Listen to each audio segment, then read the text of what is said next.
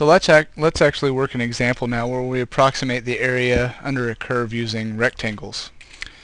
So I want to find the area between the function here and the x-axis using the left endpoint method with four rectangles between the x values of 1 and 6. So I will sort of draw a picture here to illustrate what we're looking for. Let's call this x1 and this x value 6, and I need to figure out what my curve sort of looks like. So I need to figure out what y value goes with the 1 and what y value goes with the 6. So f of 1 is going to be 5 over 1 plus 2, which is 5/3, which of course is 1 2/3.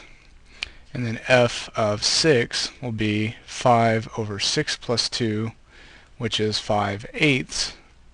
So that's a little bit more than a half. So this first value is bigger, so we'll put it up here.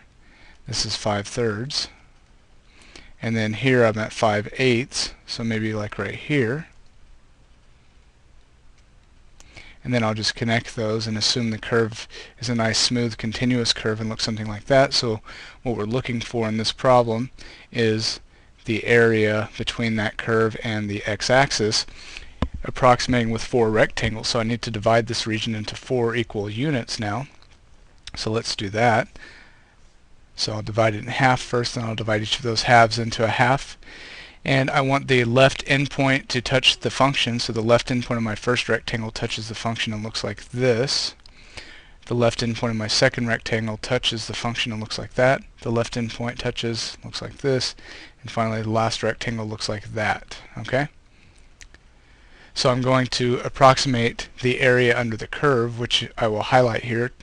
The area under the curve is here. So we're going to approximate that area by adding the areas of these 4 rectangles. So I need to first find the areas of the rectangles. So let's name them. Let's call this rectangle 1, rectangle 2, rectangle 3, and rectangle 4 appropriately. And it's very easy to figure out the area of a rectangle. You multiply the width times the height. And so the width of all 4 of these are the same. So let's go ahead and determine the width of each rectangle.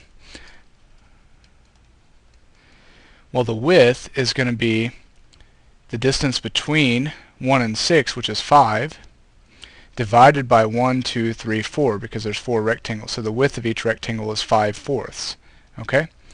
So now we can start finding the areas of each rectangle. So the area of rectangle 1 is going to be the width, 5/4, times the height of rectangle 1.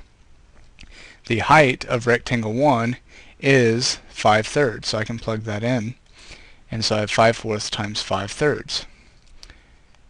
Area 2 is going to be the width, 5/4, again, they all have the same width, times the height, or the length, if you will, which would be whatever this y value is right here. So I have to figure out what this y value is, which means I need to know this x value. This x value is 1 plus the width. The width here is 5/4, so I'm going to add the 1 plus the 5/4. Okay, so this x value is 1 plus 5/4. To figure out the y value, I have to plug this x value into the function because this points on the curve. And my function, if you remember, is over here. So I need to plug that in, and so my height is going to be f of 1 plus 5/4, because I have to figure out this x value, plug it into the function, that gives me my height, and then I'll repeat that again. To figure out my next x value, I need to do that to get the height. I'll add my 1 plus, and here I'm adding one width, which is 5/4, plus another width, which is another 5/4, so I need to add 1 plus 2 times 5/4.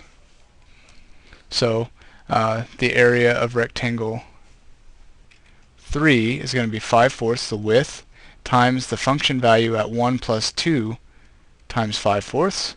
And finally you can see that the last one's going to be 5/4 times f of 1 plus 3 times 5/4. Now you can plug each of these x values into this function up here, and then you can multiply each of these heights by each width and add all 4 of these together to get the approximate area.